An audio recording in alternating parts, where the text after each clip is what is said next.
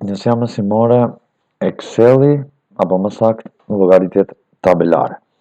Një rikujtim të vogël mbi atë se çfarë mësuam paraprakisht në Excel, sidomos për klasë të shtata të cilët duhet të dërgojnë punimin e tyre nëpërmjet të postës elektronike. Exceli ishte një program për llogaritjet tabelare, ishte programi i cili takonte Microsoft Office-it. Hapja e programit kryhet prej në Start, shkojmë në Programs, Office dhe e klikojmë Microsoft Excelin, programin të cilin ne duhet ta punojmë. Në vazhdim, hapet Exceli në formë të dritares.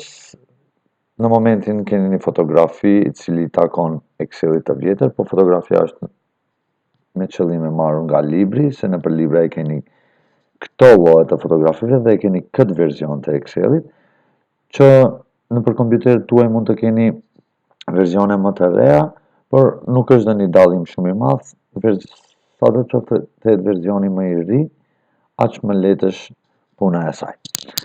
Elementet kryesore ishin shiriti i titullit, menua kryesore, kishim veglat, e kishim fushën e qelisë aktive, fushën e formulës dhe kishim kolonat, rreshtat, të cilët ishin të shënuara me shkronja, ishin kolonat, me numra ishin rreshtat, domethënë 1, 2, 3, kurse kolona A, B, C, të cilët shkojnë deri në pakufi, dhe kishim hapësirën punuese apo spreadsheetin i cili në të cilin punonjëm, në të cilin funim të dhëna. Në vazhdim, tregojmë se elementet kryesor të fletës të punës janë, tham, kolonat dhe rreshtat. Kolonat zakonisht janë të përcaktuara me shkronja, siç e thash më parë. Do të thënë A, B, C, D dhe kur mbaron alfabeti, ato përsëriten me dy shkronja si AA, AB, AC dhe kështu me radhë. Kurse rreshtat ishin të shënuara me numra ku aty nuk kemi kufi, nuk përsëriten numrat, por shkon deri në pa kufi. Që të përcaktojmë një qeli aktive, me klikimin e saj në pjesën e hapësirës të punës, automatikisht na del që kolona 6 dhe rreshti, kolona B dhe rreshti i 6 është për momentin qelia aktive ku neve mundemi të fusim të dhëna, dhe të dhënat normalisht që ishin tekste, numra dhe formula matematikore. Si caktohet adresa e qelisë? Adresa e qelisë caktohet nëpërmjet të asaj siç thash më parë. Klikohet në njërin qeli prej hapësirës punuese dhe automatikisht prerja e saj nëmes kolonës dhe rreshtit, aty ku kemi caktuar, ajo është qelia aktive dhe na e tregon adresën e saj. Në rastin konkret, në fotografi këtu kemi qelinë aktive B6. Një shembull. Në rast se kemi diçka të tillë, kemi kriju një tabel me të dhëna, ku kolonat janë A dhe B dhe kemi përdor 3 rreshta dhe me numra 3, 4, 2, 5, 8, 6 etj etj. Në rast se duam ta shohim se sa është rezultati apo cila e dhënë është qelia A1, automatikisht kur klikojmë me mouse në të na tregon që është numri 3. Apo në rast se klikojmë te qelia për shembull B2, automatikisht lart këtu na tregon që është e barabartë me 5 dhe kështu me radhë.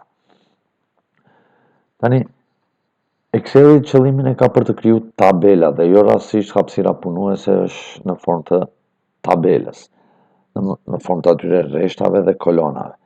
Që të fusim të dhëna në tabel, këto tabela janë na pranojnë veç të dhëna tekstuale, numerike dhe shenja.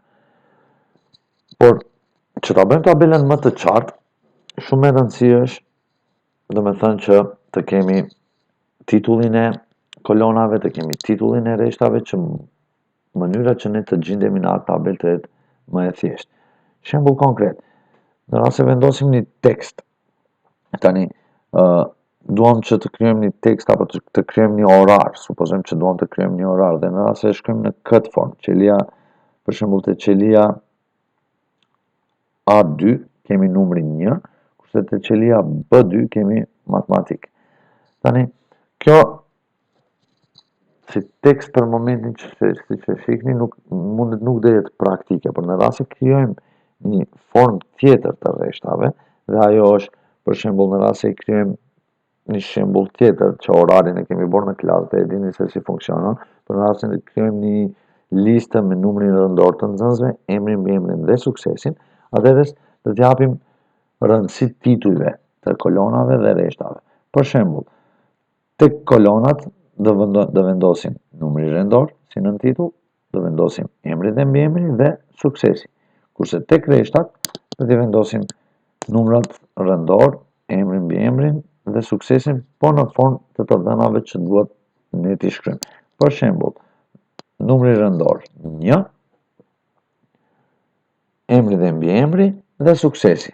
Në këtë formë, para se ta dizajnojmë apo ta dekorojmë tabelën tonë, përsëri e kemi të qartë se çfarë nënkupton kjo lart dhe çfarë nënkupton këto këtu. Dhe e kemi shumë më lehtë të mundemi të gjendemi në tabelën tonë.